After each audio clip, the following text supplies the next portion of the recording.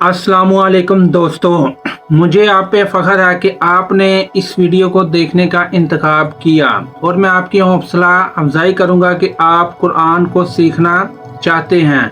तो इस वीडियो में सूरतुल फातिहा का तारुफ नंबर 2, सूरतुल फातिहा में क्या मज़ामीन है, और नंबर 3 इस आयत में अल्लाह ताला ने हमसे क्या इरशाद फरमाया। तो सबसे पहले सूरतुल फातिहा का तारुफ। इस सूरतुल फातिहा अक्सर उलमा के नज़दीक सूरतुल फातिहा मक्का मुकर्रमा में नाजिल हुई है। इमाम मुजाहिद रहमतुल्लाह ताला अलैह फरमाते हैं ये सूरतुल फातिहा मदीना मुनव्वरा में नाजिल हुई, और एक कौल और है कि ये मक्का मुकर्रमा में पैदा हुई। तो ये सूरत 2 दफ़ा नाजिल हुई है। इस सूरत में 1 रुकू और 7 आयतें हैं। इस सूरत के बहुत से नाम हैं। इन नामों का ज़्यादा होना इस सूरत की फजीलत और शरफ की दलील है। इसके मशहूर 15 नाम हैं। सूरतुल फातिहा कुरान पाक की तिलावत शुरू की जाती है। इसी सूरत से कुरान पाक लिखने की इब्तिदा हुई है, तो इसी वजह से इसे सूरतुल फातिहा यानी फातिहुल किताब यानी किताब की इब्तिदा करने वाली कहते हैं। इस सूरत की इब्तिदा अल्हम्दुलिल्लाह से हुई। इस मुनासबत से इसे सूरतुल अलहम्द यानी सूरत जिसमें अल्लाह ताला की हम्द बयान की गई हो कहते हैं। सूरतुल फातिहा कुरान पाक की असल है। इस बना पर इसे उम्मुल कुरान और उम्मुल किताब कहते हैं। ये सूरत नमाज की हर रकात में पढ़ी जाती है, या ये सूरत 2 मरतबा नाजिल हुई है। इस वजह से इसे अस्सबु उस मसानी यानी बार बार पढ़ी जाने वाली या 1 से ज़ायद मरतबा नाजिल होने वाली 7 आयतें कहा जाता है। दीन के बुनियादी अमूर का जामिया होने की वजह से सूरतुल फातिहा को सूरतुल कज़ल और सूरतुल वाफिया और सूरतुल काफिया कहते हैं। तो इसके शफा के बाइस इस सूरत में शफा है, जिसके बाइस की वजह से इसे सूरतुल शिफा और सूरतुल शाफिया कहते हैं। 11 से 15 दुआ पर मुश्तमिल होने की वजह से इस सूरत को दुआ, सूरतुल तालीम, अल मसला और सूरतुल सवाल और सूरतुल मुनाजिया और सूरतुल तफवीज़ भी कहा जाता है। इसके 15 नाम बहुत फजीलत वाले हैं। हदीस में इस सूरत के बहुत से फ़ज़ाइल बयान किए गए। इसमें से 4 हदीसें दर्जा झेल हैं। हज़रत अबू सईद बिन मुआला रज़ी अल्लाह ताला अन्हा फरमाते हैं, मैं नमाज पढ़ रहा था तो मुझे नबी करीम सल्लल्लाहु अलैहि वसल्लम ने बुलाया, लेकिन मैंने जवाब न दिया। जब नमाज से फारिग होकर बारगाह रिसालत सल्लल्लाहु अलैहि वसल्लम के पास हाजिर हुआ तो मैंने अर्ज़ की, या रसूलल्लाह सल्लल्लाहु अलैहि वसल्लम, मैं नमाज पढ़ रहा था। ताजदार रिसालत सल्लल्लाहु अलैहि वसल्लम ने इरशाद फरमाया, क्या अल्लाह ताला ने ये नहीं फरमाया, इस्तजीबू लिल्लाहि लिर्रसूल इज़ा दुआकुम, अल्लाह और उसके रसूल की बारगाह में हाजिर हो जाओ जब वो तुम्हें बुलाएं। फिर इरशाद फरमाया, क्या मैं तुम्हें नमाज तुम्हारी मस्जिद से निकलने से पहले कुरान करीम की सबसे अजीम सूरत न सिखाऊं? फिर आप सल्लल्लाहु अलैहि वसल्लम ने मेरा हाथ पकड़ लिया। जब मैंने निकलने का इरादा किया तो मैंने अर्ज़ की, या रसूलल्लाह सल्लल्लाहु अलैहि वसल्लम, आपने फरमाया था कि मैं ज़रूर तुम्हें कुरान मजीद की सबसे अज़मत वाली सूरत सिखाऊंगा। तो इरशाद फरमाया, वो सूरतुल अल्हम्दुलिल्लाहि रब्बिल आलमीन है। यही सबुल मसानी और कुरान अजीम है जो मुझे अता फरमाई गई। हज़रत अब्दुल्ला बिन अब्बास रज़ी अल्लाह ताला अन्हुमा फरमाते हैं कि एक फ़रिश्ता आसमान से नाजिल हुआ और उसने सैयदुल मुरसलीन सल्लल्लाहु अलैहि वसल्लम की बारगाह में सलाम पेश करके अर्ज़ की, या रसूलल्लाह सल्लल्लाहु अलैहि वसल्लम, आपको इन 2 नूरों की बिशारत हो جو آپ کے علاوہ اور کسی نبی کو عطا نہیں کیے گئے، اور وہ نور یہ ہے۔ سورۃ الفاتحہ اور سورۃ البقرہ کی آخری آیتیں۔ حضرت ابی بن کعب رضی اللہ تعالیٰ عنہ سے روایت ہے کہ حضور پر نور صلی اللہ علیہ وآلہ وسلم نے ارشاد فرمایا، اللہ تعالیٰ نے توریت اور انجیل میں ام القرآن کی مثل کوئی صورت نازل نہیں فرمائی۔ اور حضرت عبداللہ بن مالک بن عمیر رضی اللہ تعالیٰ عنہ سے روایت ہے کہ نبی کریم صلی اللہ علیہ وآلہ وسلم نے ارشاد فرمایا، سورۃ الفاتحہ ہر مرض کے لیے شفا ہے، تو جس کو بیماری کا مرض ہو تو وہ اس سورت کو شفا کے لیے بھی پڑھ سکتا ہے۔ کہ یہ حدیث ہے کہ آپ صلی اللہ علیہ وآلہ وسلم نے فرمایا، سورۃ الفاتحہ ہر مرض کے لیے شفا ہے۔ سورۃ الفاتحہ کے مضامین۔ اس سورت میں یہ مضامین ہیں۔ اللہ اس سورت میں اپنی حمد و ثنا کا بیان فرماتا ہے، اللہ تعالیٰ کے رب ہونے اور اس کے رحمان اور رحیم ہونے، نیز مخلوق کے مرنے کے بعد دوبارہ زندہ کیے جانے اور قیامت کے دن کے اعمال کی جزا ملنے کا ذکر ہے۔ صرف اللہ تعالیٰ کی عبادت کا مستحق ہونے اور اس کے حقیقی مددگار ہونے کا تذکرہ ہے۔ مزید اس میں دعا کے آداب بیان اور اللہ تعالیٰ کے دین حق اور صراط المستقیم کی طرف ہدایت ملنے، نیک لوگوں کے حال و موافق اور گمراہوں سے دعا مانگنے کی تعلیم ہے۔ یہ چند وہ چیزیں بیان کی گئی ہیں جن کا سورۃ الفاتحہ کی تفصیلی ذکر ہے۔ البتہ اجماعی طور پر اس سورت میں بے شمار چیزوں کا بیان ہے۔ ام المومنین حضرت علی مرتضیٰ کرم اللہ تعالی وجہ الکریم فرماتے ہیں، اگر میں چاہوں تو سورۃ الفاتحہ کی تفصیل سے 70 اونٹ بھر دوں۔ میں کہا گیا کہ 70 اونٹوں کو لدا جائے تو اس کے اوپر کتابیں لدی جائیں تو وہ کتنا وزن ہو جائے گا اور کتنی اس کی تفصیل ہوگی۔ تو علم کے دریا حضرت علی وہی ان کی تفصیل سے ہر کام کو نکال سکتے ہیں اور ان کی ایسی تفصیل کر سکتے ہیں جنہیں اللہ تعالیٰ نے اپنے غیب کے خزانوں سے نوازا ہے۔ اگر چاہو تو تفصیل سے 70 اونٹ بھر دوں، تو یہ ان کی بات بہت اعلیٰ تھی۔ اعلیٰ حضرت بھی اس میں امام احمد خان رحمۃ اللہ تعالیٰ علیہ حضرت علی مرتضیٰ کرم اللہ تعالیٰ وجہ الکریم کا یہ قول نقل کرنے کے بعد فرماتے ہیں کہ ایک اونٹ یعنی کتنے ہی من بوجھ اٹھا سکتا ہے۔ اگر من کے کئی حصے 1000 اجزاء ہوتے ہیں، ان کا حساب لگایا جائے تو یہ حساب تقریباً 85 لاکھ جز بنتے ہیں۔ یہ فقط سورۃ الفاتحہ کی تفصیل ہے۔ اس میں سورۃ الفاتحہ کے شرعی مسائل۔ نماز میں سورۃ الفاتحہ پڑھنا واجب ہے۔ امام اور تنہا نماز پڑھنے والے اپنی زبان سے سورۃ الفاتحہ پڑھے گا، جبکہ مقتدی امام کے پیچھے خاموش رہے گا اور جڑی نماز اس کی قرائت بھی سے سنے گا، اور اس کا یہی عمل پڑھنے کے حکم میں ہے۔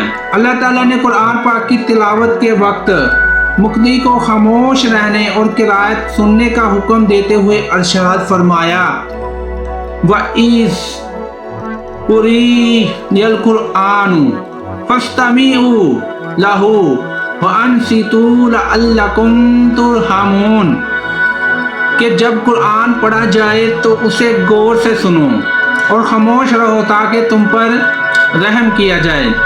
اور حضرت ابو موسیٰ اشعری رضی اللہ تعالیٰ عنہ سے روایت ہے کہ حضور اقدس صلی اللہ علیہ وآلہ وسلم نے ارشاد فرمایا، جب امام قرائت کرے تو تم خاموش رہو۔ اور حضرت جابر بن عبداللہ رضی اللہ تعالیٰ عنہ سے روایت ہے کہ نبی کریم صلی اللہ علیہ وآلہ وسلم نے ارشاد فرمایا، جس شخص کا کوئی امام ہو تو امام کا پڑھنا ہی مقتدی کا پڑھنا ہے۔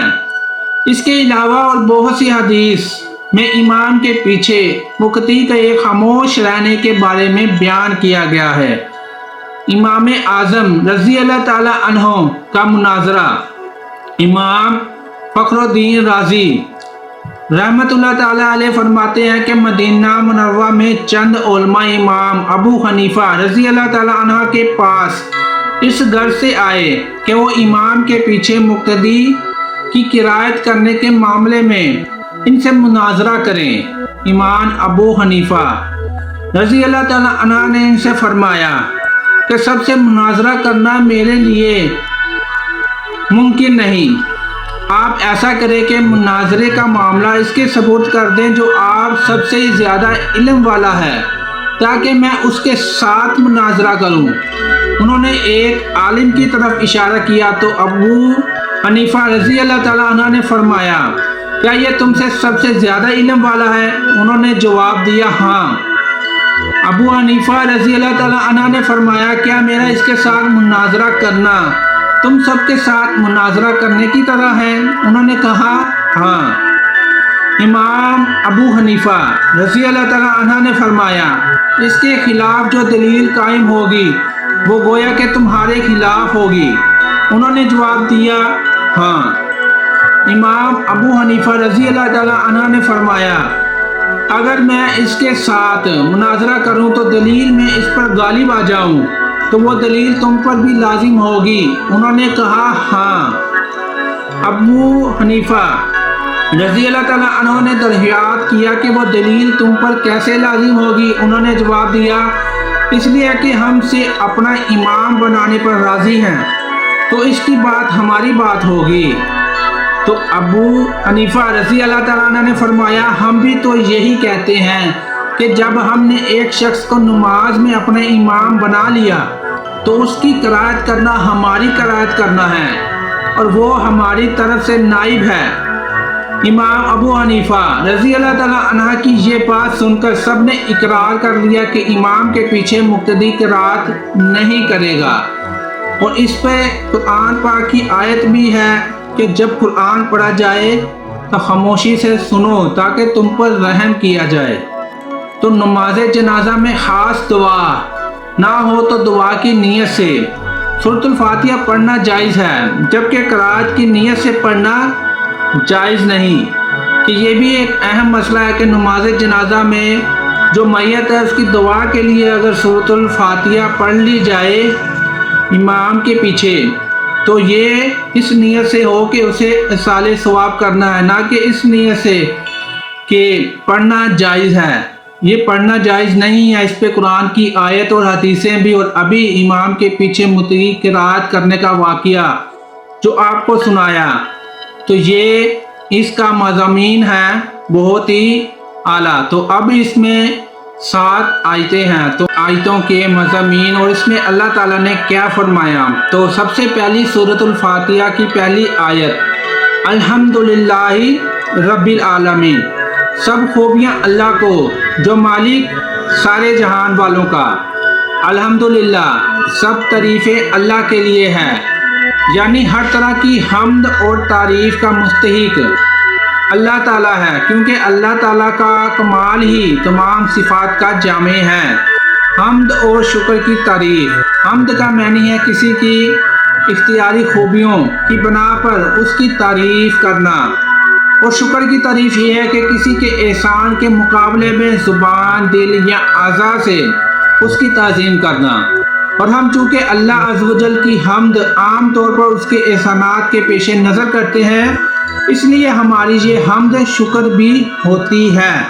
اللہ تعالیٰ کی حمد و ثنا کرنے کے فضائل، حدیث میں اللہ تعالیٰ کی حمد و ثنا کرنے کے بہت سے فضائل بیان کیے گئے ہیں۔ ان میں سے 3 فضائل ہیں۔ حضرت انس بن مالک رضی اللہ تعالیٰ عنہ سے روایت ہے کہ نبی اکرم صلی اللہ علیہ وآلہ وسلم نے ارشاد فرمایا، اللہ تعالیٰ بندے کی اس بات سے خوش ہوتا ہے کہ وہ کچھ کھائے تو اللہ تعالیٰ کی حمد کرے اور کچھ پیے تو اللہ تعالیٰ کی حمد کرے۔ حضرت جابر بن عبداللہ رضی اللہ تعالیٰ عنہ سے روایت ہے کہ حضور پر نور صلی اللہ علیہ وآلہ وسلم نے ارشاد فرمایا، سب سے افضل ذکر لا الہ الا اللہ ہے، اور جبکہ سب سے افضل دعا الحمدللہ ہے۔ اور حضرت انس بن مالک رضی اللہ تعالیٰ عنہ سے روایت ہے کہ حضور اقدس صلی اللہ علیہ وآلہ وسلم نے ارشاد فرمایا، جب اللہ تعالیٰ اپنے بندے پر کوئی نعمت نازل فرماتا ہے تو وہ نعمت ملنے پر الحمدللہ کہتا ہے تو یہ حمد اللہ تعالیٰ کے نزدیک اسی کی دی گئی نعمت سے زیادہ افضل ہے۔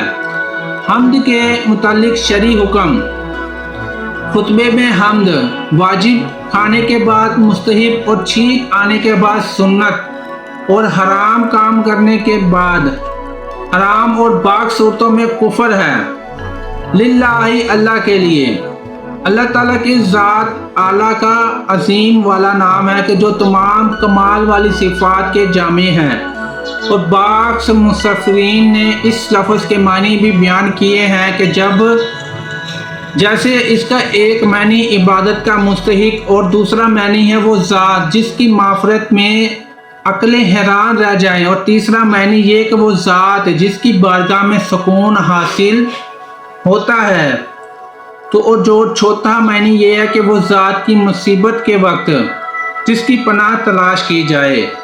تو اللہ کی صفات کے معنی کتنے زیادہ ہیں کہ اس کو سکون حاصل کے لیے پڑھا جاتا ہے، اس کی تلاش، پناہ کی تلاش، یعنی کسی کی پناہ میں جانا ہو تو بھی اللہ کا نام لے کر پناہ میں جائیں تو اللہ اپنی پناہ میں لے گا کہ اس اللہ کے نام کی صفات اور معنی ہیں۔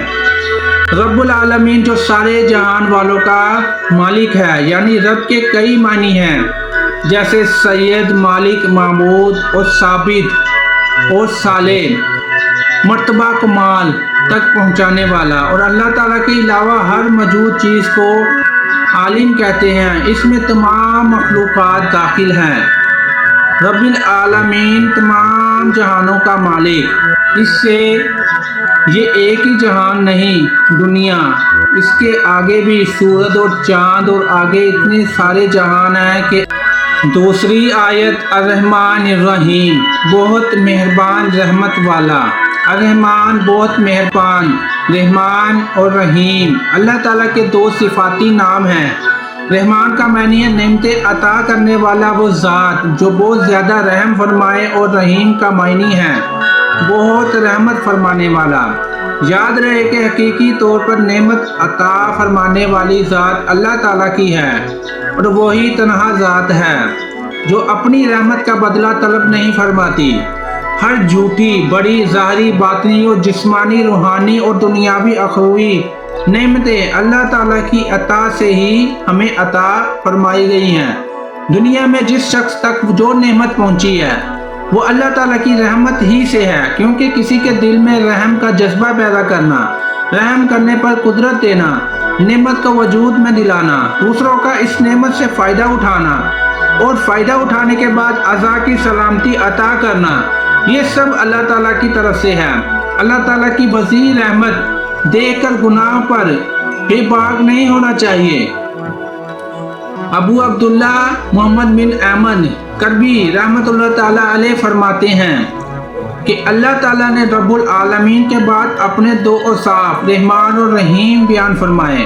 اس کی وجہ یہ ہے کہ جب اللہ تعالیٰ فرماتا ہے کہ وہ رب العالمین ہے تو اس سے سننے اور پڑھنے والوں کے دل میں اللہ تعالیٰ کی عظمت کی وجہ سے اس کا خوف پیدا ہوا، تو اس کے ساتھ ہی اللہ تعالیٰ کے دو اوصاف رحمان اور رحیم کا ذکر کر دیے گئے، جس سے ضمن میں اللہ تعالیٰ کی اطاعت کرنے کی ترغیب ہے۔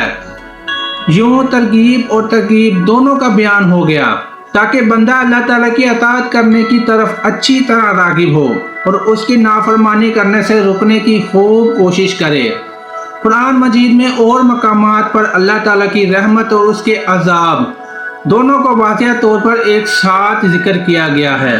چنانچہ اللہ تعالیٰ نے ارشاد فرمایا، نبی عبادی انی ان الغفور الرحیم وَأَنَّ عَذَابِي هُوَ الْعَذَابُ الْعَلِيمُ، میرے بندوں کو خبر کر دو کہ بے شک میں ہی بخشنے والا ہوں، مہربان ہوں، اور بے شک میرا ہی عذاب دردناک عذاب ہے۔ اور ارشاد فرمایا، غافر الذنب وقابل التوب شدید العقاب ذی الطول لا الہ الا ہو الیہ المصیر۔ ترجمہ: گناہ بخشنے والا اور توبہ قبول کرنے والا، سخت عذاب دینے والا، بڑے انعام عطا کرنے والا، فرمانے والا، اس کے سوا کوئی معبود نہیں۔ اسی کی طرف جانا ہے، اسی کی طرف پھرنا ہے۔ اور حضرت ابو ہریرہ رضی اللہ تعالیٰ عنہ سے روایت ہے کہ رسول اللہ صلی اللہ علیہ وآلہ وسلم نے ارشاد فرمایا، اگر مومن جان لیتا کہ اللہ تعالیٰ کے پاس کتنا عذاب ہے تو وہ کبھی اس کی جنت کی امید نہ رکھتا۔ یہ حدیث بہت ہی اہم ہے کہ اگر کافر جان لیتا کہ اللہ تعالیٰ کے پاس کتنی رحمت ہے تو وہ اس کی جنت کی کوئی امید نہ رکھتا، یعنی کہ اس کے عذاب سے بھی ڈرنا چاہیے اور اس کی رحمت پر امید بھی رکھنی چاہیے کہ مومن جان لے کہ عذاب اتنا زیادہ ہے تو وہ جنت کی طلب کی خواہش ہی ختم کر دے گا، اور اگر کافر جان لے کہ اللہ تعالیٰ اتنی رحمتیں فرمانے والا ہے تو وہ یہ سوچے کہ میں کافر ہونے کے باوجود بھی جنت حاصل کر لوں گا۔ لہٰذا ہر مسلمان کو چاہیے کہ وہ امید اور خوف کے درمیان رہے، اللہ تعالیٰ کی رحمت کی وسعت دیکھ کر گناہوں پر بے باک نہ ہو، اور نہ ہی اللہ تعالیٰ کے عذاب کی شدت دیکھ کر اس کی رحمت سے مایوس ہو۔ سور کسی کو رحمان اور رحیم کہنے کے بارے میں شرعی حکم: اللہ تعالیٰ کے علاوہ کسی اور کو رحمان کہنا جائز نہیں، جبکہ رحیم کہا جا سکتا ہے، جیسے قرآن مجید میں اللہ تعالیٰ نے حبیب صلی اللہ علیہ وآلہ وسلم کو رحیم فرمایا ہے، چنانچہ ارشاد باری تعالیٰ ہے، لَقَدْ جَاءَكُمْ رَسُولٌ مِّنْ أَنفُسِكُمْ عَزِيزٌ عَلَيْهِ مَا عَنِتُّمْ حَرِيصٌ عَلَيْكُمْ بِالْمُؤْمِنِينَ رَءُوفٌ رَحِيمٌ۔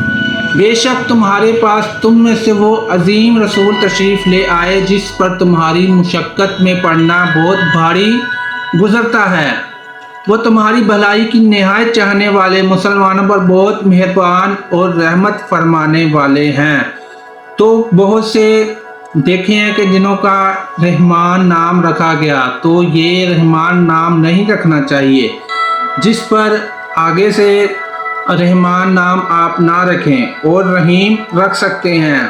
تو زیادہ تر دیکھا گیا ہے کہ رحمان نام رکھ لیا جاتا ہے، جو کہ رکھنا جائز نہیں۔ تیسری آیت مالکی یوم الدین، روز جزا کا مالک، مالکی یوم الدین، جزا کے دن کا مالک۔ جزا کے دن سے مراد قیامت کا دن ہے کہ اس دن نیک اعمال کرنے والے مسلمانوں کو ثواب ملے گا اور گناہوں اور کافروں کو سزا ملے گی، جبکہ مالک اسے کہتے ہیں جو اپنی ملکیت میں موجود چیزوں میں جیسے چاہے ظرف کرے۔ اللہ تعالیٰ اگرچہ دنیا آخرت دونوں کا مالک ہے، لیکن یہاں قیامت کے دن کو بطور خاص اس لیے ذکر کیا گیا تاکہ اس دن کی اہمیت دل میں بیٹھے۔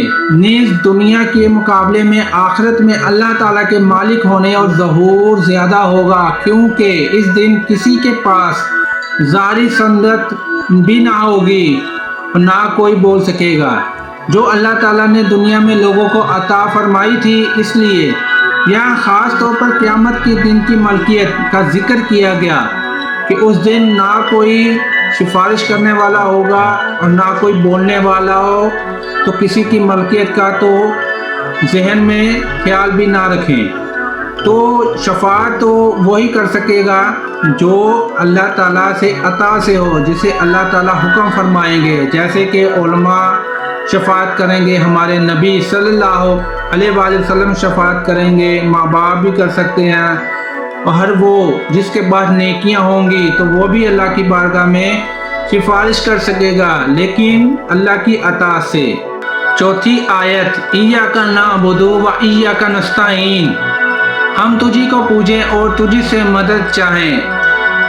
جیسے کہ یہ ایک مشہور آیت ہے جو کہ عمران خان بھی اپنے بیان میں یہی کہتے ہیں، ایاک نعبد و ایاک نستعین، کہ ہم تجھی کو پوجیں گے اور تجھی سے مدد چاہیں گے، ہم تیری ہی عبادت کرتے ہیں اور تجھی سے مدد چاہتے ہیں۔ اس سے پہلی آیت میں بیان ہوا کہ ہر طرح کی حمد و ثنا کا حقیقی مستحق اللہ تعالیٰ ہے، جو کہ سب جہانوں کا پالنے والا ہے، بہت مہربان اور رحم فرمانے والا ہے۔ اور اس آیت سے بندوں کو سکھایا جا رہا ہے کہ اللہ تعالیٰ کی بارگاہ میں اپنی बंदगी का इजहार यूं करो कि ए अल्लाह अज़्ज़ व जल हम सिर्फ तेरे ही इबादत करते हैं, क्योंकि इबादत का मुस्तहिक सिर्फ तू ही है और तेरे अलावा और कोई इस लायक ही नहीं कि इसकी इबादत की जाए। तेरे अलावा और कोई इसके लायक ही नहीं कि इसकी इबादत की जा सके और हकीकी मदद करने वाला सिर्फ तू ही है। तेरी इजाज़त और मर्ज़ी के बगैर कोई किसी किस्म की ज़ाहरी, बातनी, जिस्मानी, रूहानी, छोटी बड़ी कोई मदद नहीं कर सकता। और यही वो पॉइंट है जो लोगों को समझ नहीं आता कि तेरी इजाज़त और मर्ज़ी के बगैर कोई किसी किस्म की ज़ाहरी, बातनी, जिस्मानी, रूहानी, छोटी बड़ी कोई मदद नहीं कर सकता कि तेरी इजाज़त और मर्ज़ी के बगैर। कि जब वो किसी को इजाज़त दे दे, जैसे कि क़यामत के दिन वो शफाअत की इजाज़त देगा, वैसे ही दुनिया में वो अपने बंदों की मदद करने की इजाज़त अपने बंदों को देता है। इबादत और तज़ीम में फ़र्क। इबादत का मफ़हूम बहुत वाज़िया है, समझने के लिए इतना ही काफ़ी है कि किसी को इबादत के लायक समझते हुए इसकी किसी किस्म की ताज़ीम करना इबादत कहलाता है, और अगर इबादत के लायक ना समझें तो वो मोहिज़ ताज़ीम होगी, इबादत नहीं कहलाएगी। जैसे नमाज में हाथ बांध कर खड़े होना इबादत है, लेकिन यही नमाज की तरह हाथ बांध कर खड़ा होना उस्ताद, पीर या माँ बाप के लिए हो तो मोहिज़ ताज़ीम है, इबादत नहीं। और दोनों में फ़र्क वही है जो अभी बयान किया गया। इय्याका नाबुदु से मालूम होने वाली बातें। आयत में जमा के सहीफ़े हैं कि जैसे हम तेरी ही इबादत करते हैं। इससे मालूम हुआ कि नमाज जमात के साथ अदा करनी चाहिए और दूसरों को भी इबादत में शरीक करने का फ़ायदा ये है कि गुनाहगारों की इबादतें अल्लाह ताला की बारगाह के महबूब और मकबूल बंदों की इबादतों के साथ जमा होकर कबूलियत का दर्जा पा लेती हैं। नीज़ ये भी मालूम हुआ कि अल्लाह ताला की बारगाह में अपनी हजत व अर्ज़ करने से पहले अपनी बंदगी का इजहार करना चाहिए। इमाम अब्दुल्ला बिन अहमद नस्फी रहमतुल्लाह ताला अलैह फरमाते हैं कि इबादत को मदद तलब करने से पहले जिक्र किया गया, क्योंकि हाजत तलब करने से पहले और अल्लाह ताला की बारगाह में वसीला पेश करना कबूलियत से ज़्यादा करीब है। अल्लाह ताला की बारगाह में वसीला पेश करने की बरकत। हर मुसलमान को चाहिए कि वो अल्लाह ताला की बारगाह में किसी का वसीला पेश करके अपनी हाजात के लिए दुआ किया करे, ताकि इस वसीले के सदके दुआ जल्द मकबूल हो जाए। अल्लाह ताला की बारगाह में वसीला पेश करना कुरान और हदीस से साबित है। चनाचा वसीले के बारे में अल्लाह ताला इरशाद फरमाता है, या हय्यु अल्लज़ीना आमनू आमनुत्तकुल्लाहा वब्तगू इलैहिल वसीला। ऐ ईमान वालो, अल्लाह से डरो, उसकी तरफ से वसीला ढूंढो।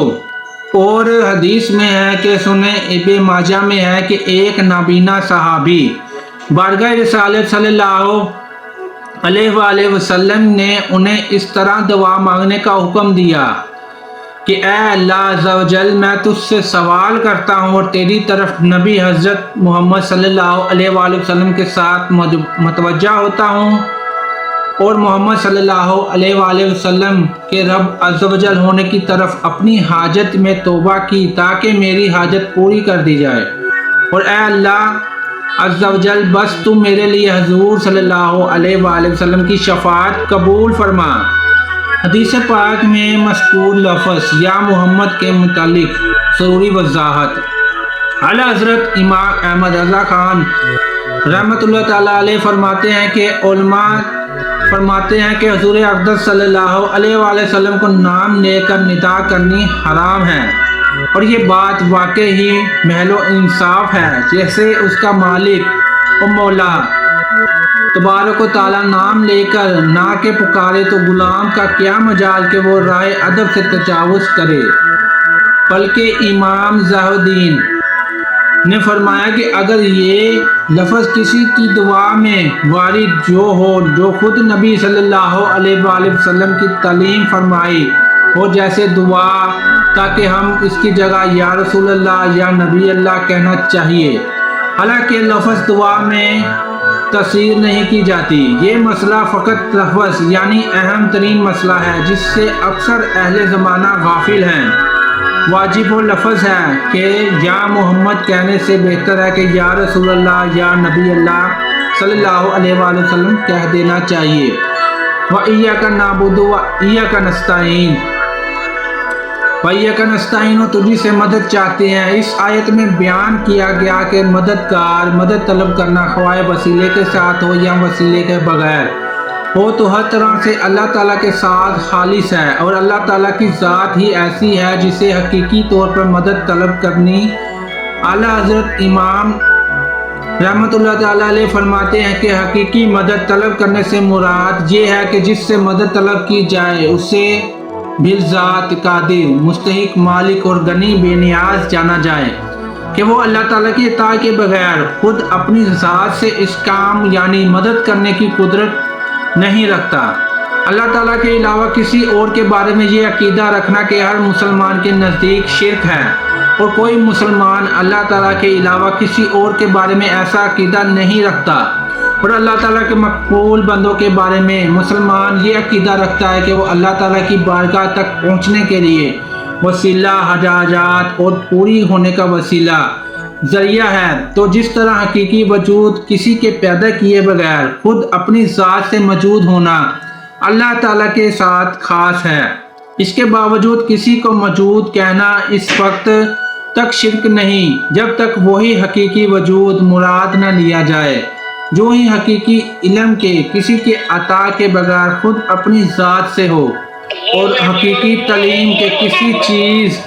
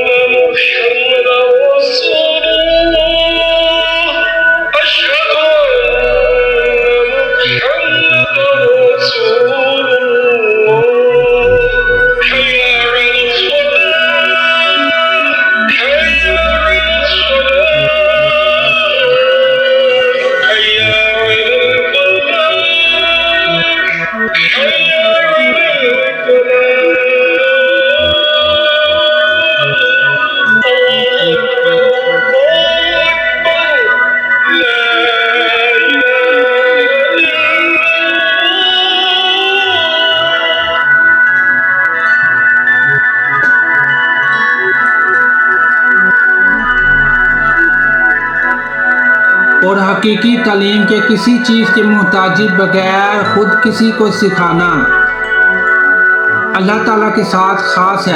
جس طرح حقیقی وجود کے کسی کے پیدا کیے بغیر خود اپنی ذات سے موجود ہونا اللہ تعالیٰ کے ساتھ خاص ہے، اس کے باوجود کسی کو موجود کہنا اور اس وقت تک شریک نہیں جب تک وہی حقیقی وجود مراد نہ لیا جائے، یوں ہی حقیقی علم کے کسی عطا کے بغیر خود اپنی ذات سے ہو تو حقیقی تعلیم کی کسی چیز کی محتاجی کے بغیر خود کسی کو سکھانا اللہ کے ساتھ خاص ہے۔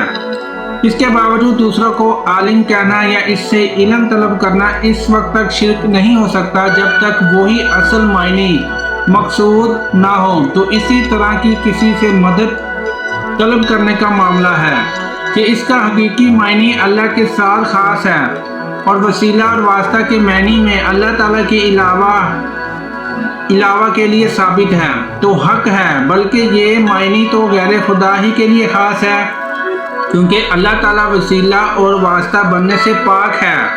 اس سے اوپر کون ہے کہ یہ اس طرح کا وسیلہ ہوگا؟ تو اس کے سوا حقیقی حاجت روا کون ہے اور یہ بیچ میں واسطہ بنے گا؟ بد مذہبوں کی طرح ہونے والا ایک اعتراض ذکر کرنے کے اس جواب میں فرماتے ہیں کہ یہ نہیں ہو سکتا کہ خدا سے توسیل کر کے اسے کسی کے یہاں وسیلہ اور ذریعہ بنایا جائے۔ اس وسیلے بننے کو ہم اولیاء کرام سے مانگتے ہیں اور دربار الہی میں ہمارا وسیلہ ذریعہ اور قضاء حاجات کا واسطہ ہو جائیں۔ اس بے وقوفی کے سوال کا جواب اللہ تعالیٰ نے اس آیت کریمہ میں جواب دیا ہے، اور جب وہ اپنی جانوں پر ظلم یعنی گناہ کرنے کہ تیرے پاس حاضر ہوں تو اللہ سے معافی چاہیں تو معافی مانگیں۔ ان کے لیے رسول تو بے شک اللہ کو توبہ قبول کرنے والا مہربان پائیں گے۔ یہ سورۃ النساء کی آیت ہے۔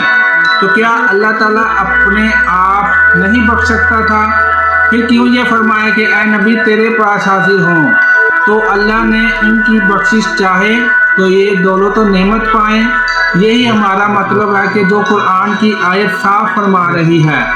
نظیر زیر تفصیل آیت کے بارے میں مزید تفصیل جاننے کے لیے اعلیٰ حضرت احمد خان رضا رحمۃ اللہ تعالیٰ علیہ کا رسالہ بھی پڑھ سکتے ہیں، جس کا مطالعہ فرمائیں تو اللہ تعالیٰ کی عطا سے بندوں کا مدد کرنا اللہ تعالیٰ ہی کا مدد کرنا ہوتا ہے۔ یاد رہے کہ اللہ تعالیٰ اپنے بندوں کو دوسروں کی مدد کرنے کا اختیار دیتا ہے، اور اس اختیار کی بنیاد پر ان بندوں کا مدد کرنا اللہ تعالیٰ ہی کا مدد کرنا ہوتا ہے۔ جیسے غزوہ بدر میں فرشتوں سے آ کر صحابہ کرام رضی اللہ تعالیٰ عنہم کی مدد کی، لیکن اللہ تعالیٰ نے ارشاد فرمایا اور بے شک اللہ نے بدر میں تمہاری مدد کی جب تم بالکل بے سر و سامان تھے۔ آل عمران۔ یہ فرشتوں کی مدد کو اللہ تعالیٰ کی مدد کہا گیا۔ اس کی وجہ سے یہی ہے کہ فرشتوں کو مدد کرنے کا اختیار اللہ تعالیٰ کے دینے سے ہے، تو حقیقت یہ ہے کہ اللہ تعالیٰ ہی مددگار ہے۔ یہی معاملہ انبیاء کرام علیہ الصلوۃ والسلام اور اولیاء رحمت اللہ تعالیٰ علیہم کا ہے، تو یہ وہ اللہ عز و جل کی عطا سے مدد کرتے ہیں، اور حقیقاً وہ مدد اللہ تعالیٰ کی ہوتی ہے۔ جیسے حضرت سلیمان علیہ الصلوۃ والسلام نے اپنے وزیر حضرت عاصم بن زکیہ رضی اللہ تعالیٰ عنہ کے تخت لانے کا فرمایا تو انہوں نے پلک جھپکنے سے پہلے تخت حاضر کر دیا۔ اس سے انہوں نے فرمایا ھذا من فضل ربی، کہ میرے رب کا یہ فضل سے ہے، اور تاجدار رسالت صلی اللہ علیہ وآلہ وسلم کی سیر مبارکہ میں مدد کرنے کی تو اتنی مثالیں موجود ہیں کہ اگر سب جمع کی جائیں تو ایک کتاب بن سکتی ہے۔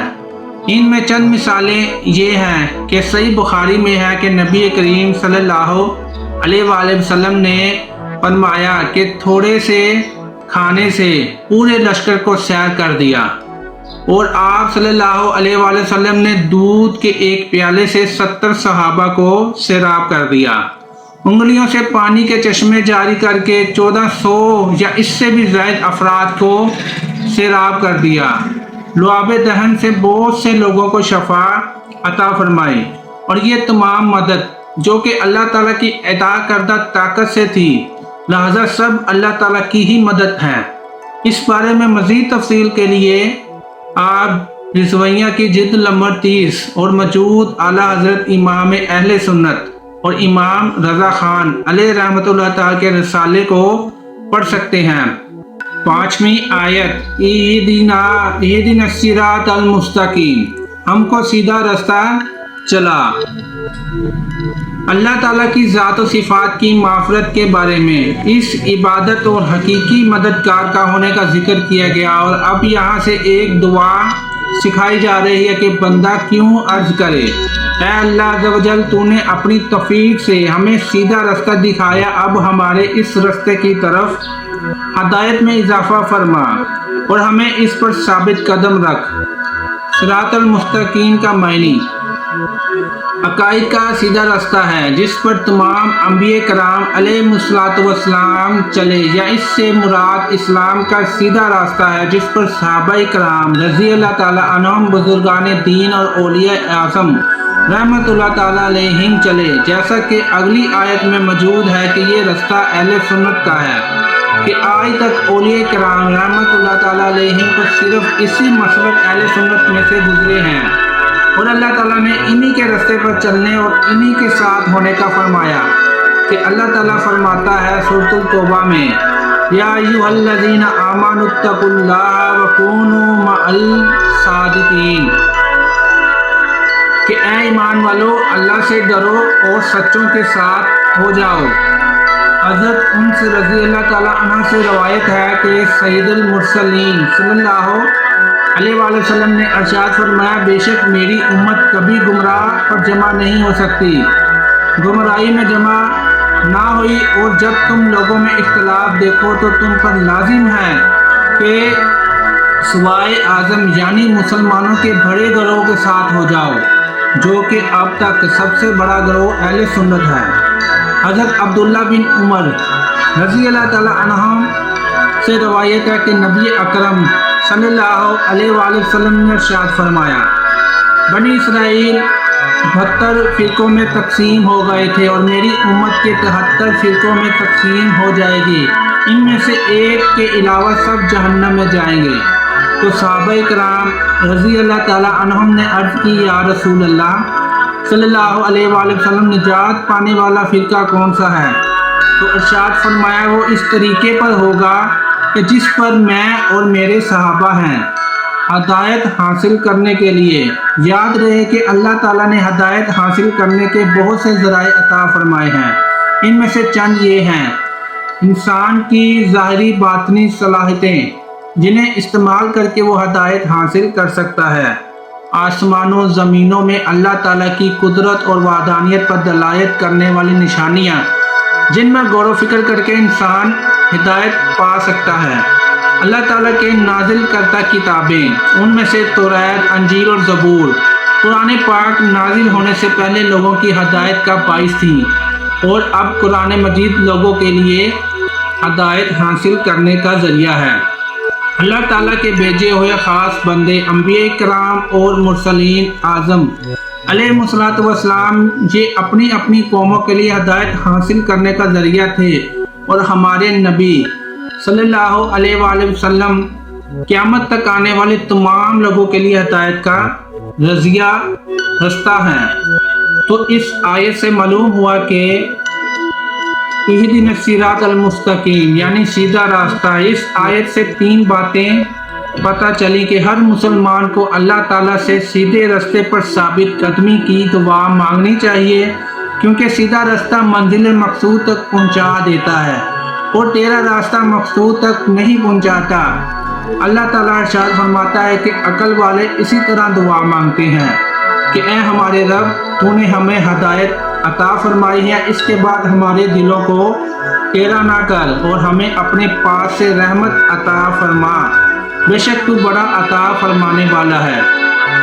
حضرت انس رضی اللہ تعالیٰ عنہ فرماتے ہیں کہ حضور پر نور صلی اللہ علیہ وآلہ وسلم کثرت سے یہ دعا فرمایا کرتے تھے، اے دلوں کو پھیرنے والے میرے دل کو اپنے دین پر ساتھی قدم رکھ۔